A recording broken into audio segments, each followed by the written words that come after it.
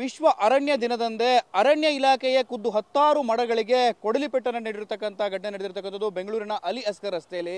ನೀವು ಈಗಾಗಲೇ ಟಿವಿ9 ದೃಶ್ಯಾವಳಿಯಲ್ಲಿ ಗಮನಿಸಬಹುದಾಗಿದೆ.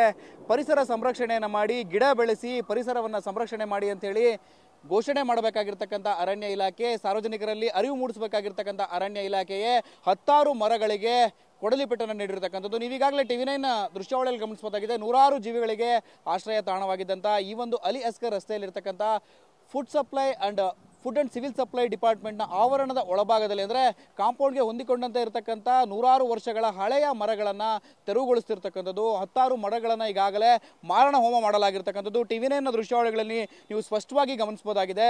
ಈ ಒಂದು ಫುಡ್ ಅಂಡ್ ಸಿವಿಲ್ ಸಪ್ಲೈ ಡಿಪಾರ್ಟ್ಮೆಂಟ್ನ ಕಟ್ಟಡದ ಪಕ್ಕದಲ್ಲಿರ್ತಕ್ಕಂಥ ಆವರಣದಲ್ಲಿರ್ತಕ್ಕಂಥ ಸುಮಾರು 10 ಮರಗಳನ್ನು ಈಗಾಗಲೇ ಮಾರಣ ಹೋಮ ಮಾಡಿರ್ತಕ್ಕಂಥದ್ದು. ಖುದ್ದು ಅರಣ್ಯ ಇಲಾಖೆಯೇ ವಿಶ್ವ ಅರಣ್ಯ ದಿನದಂದು ಮರಗಳ ಮಾರಣ ಹೋಮ ಮಾಡ್ತಿರ್ತಕ್ಕಂಥದ್ದು ನಿಜಕ್ಕೂ ಕೂಡ ಹಾಸ್ಯಾಸ್ಪದವಾಗಿರ್ತಕ್ಕಂಥದ್ದು.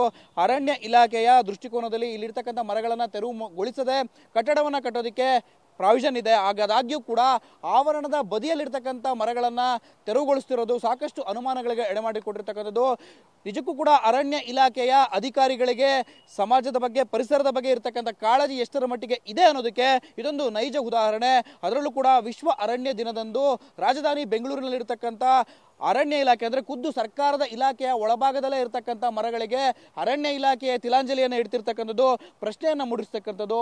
ಒಟ್ಟಾರೆಯಾಗಿ ಅರಣ್ಯ ಅಧಿಕಾರಿಗಳ ಈ ನಡೆಯನ್ನ ಕುರಿತು ಸಾಕಷ್ಟು ಆರೋಪಗಳು ಕೂಡ ಕೇಳಿ ಬಂದಿರತಕ್ಕಂಥದ್ದು. ಸಾರ್ವಜನಿಕರು ಕೂಡ ಆಕ್ರೋಶವನ್ನು ವ್ಯಕ್ತಪಡಿಸಿದ್ದಾರೆ. ಕ್ಯಾಮರಾಮನ್ ಅಶೋಕ್ ಜೊತೆ ಶಿವಪ್ರಸಾದ್, ಟಿವಿ9 ಬೆಂಗಳೂರು.